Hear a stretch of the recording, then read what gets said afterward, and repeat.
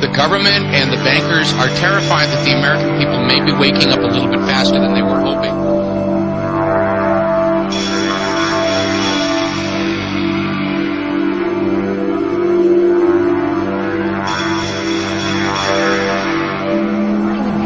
Taking a big new step, looking to build a huge database of people's physical characteristics.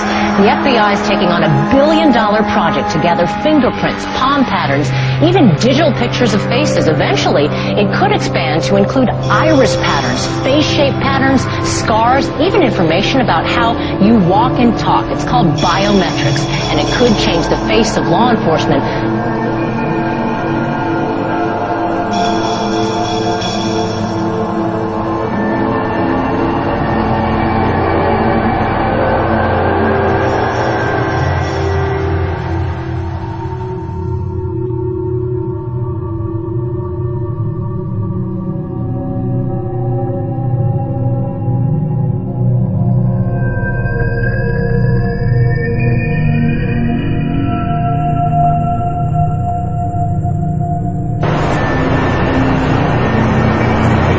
Hey, excuse me, sir.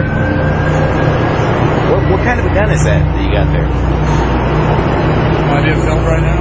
Yeah, you are. Why? What kind of gun is that you're holding? Why are you filming? I want to know why you think that's necessary to carry that kind of weapon to walk people's cars to the airport.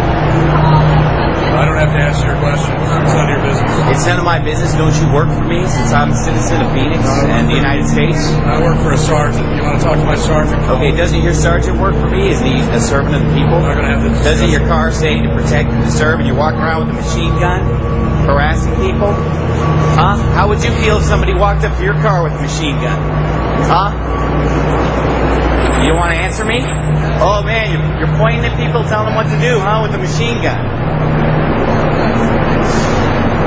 Hey, excuse me, what kind of gun did he say that is? An AR? An AR? Yeah. Thanks. Hey, he wouldn't tell me. Oh. Because I wasn't admiring it. Oh.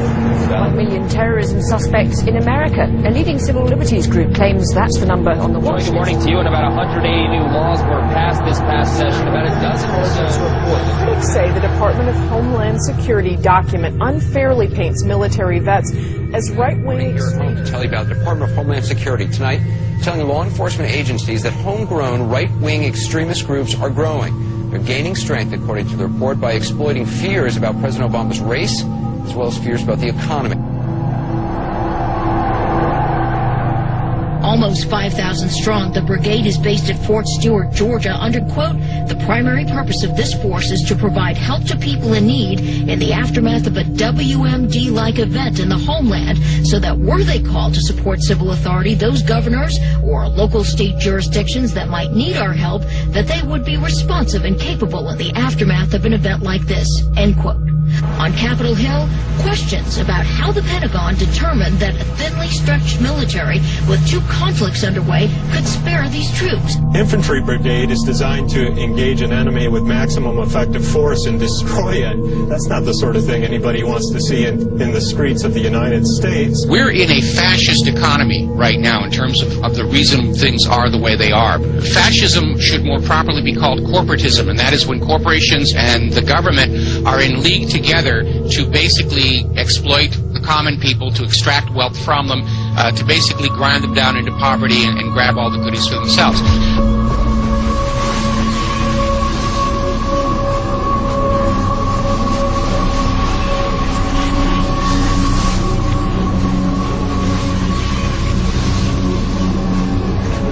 So basically, all or most of you engaged in all or at least some of the activities that actually created this crisis, in my opinion.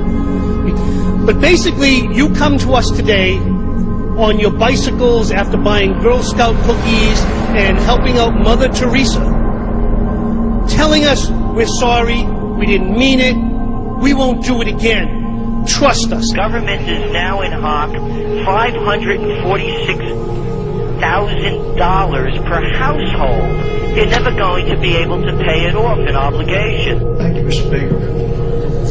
You know, just moments ago on this floor, there was cheering, there was clapping over the passing of the crap and trade bill.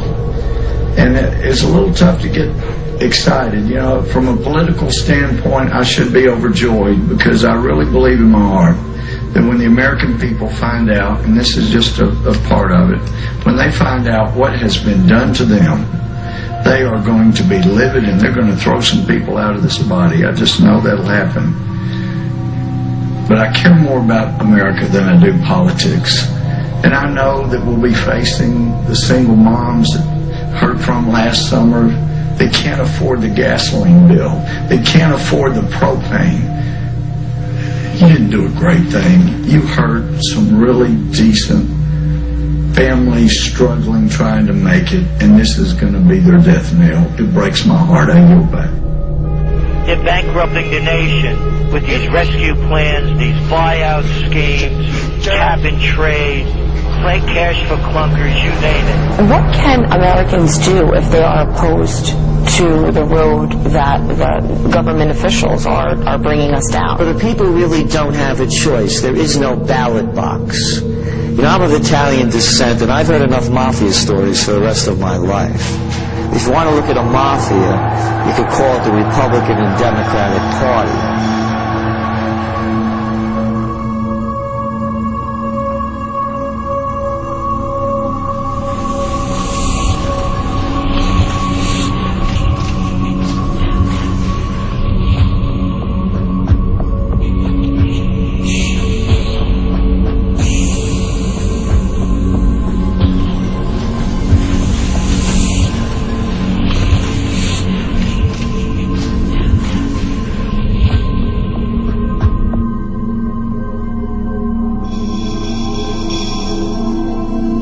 What's happening under the Obama administration is unprecedented with these rescue schemes, bailout plans, the takeover of major corporations, on and on and on.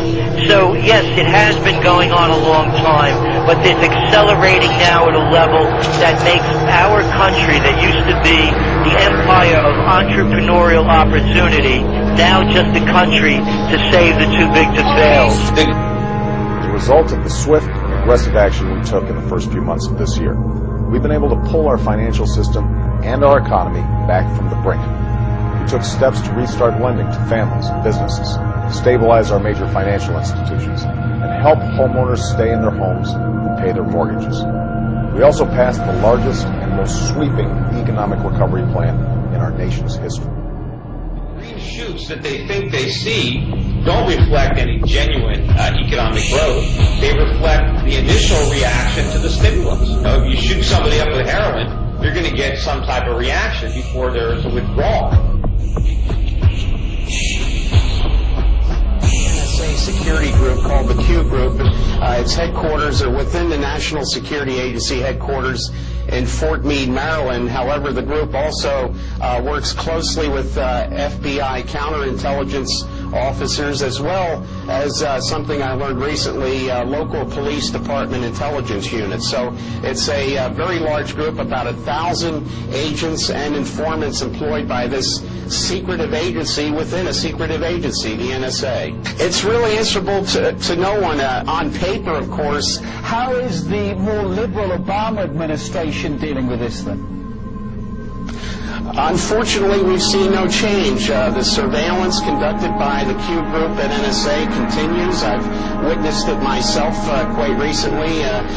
There's been no effort to curtail this organization. Unfortunately, NSA's power is growing because the Obama administration is now giving them new powers to conduct surveillance in cyberspace. They're placing the Cyber Command under the control of the National Security Agency. So no change. Actually, the powers of the NSA are expanding greatly under President Obama. I think they're gearing up against a possible revolt, but I'm pretty sure their ideal would be that we, the American people, will just knuckle under and surrender completely, and they won't have to go to that open force in the streets, because the instant the guns start firing in the streets of America, the rest of the country is definitely going to wake up. I think they're still convinced that they can complete the encirclement and enslavement of America without having to fire a shot, and that is their ideal. Because once the shooting starts, then all the pretext and all the illusion is gone completely. We're going to see food riots, tax protests, farmer rebellions, student revolts, squatter diggings, homeless uprising, tent cities, ghost malls are already popping up, general strikes, board snappings, kidnappings, and mob rule. I think we are coming up on a point where we're going to see violence in the streets of America, and I don't like it, but I don't see any way to avoid it at this point.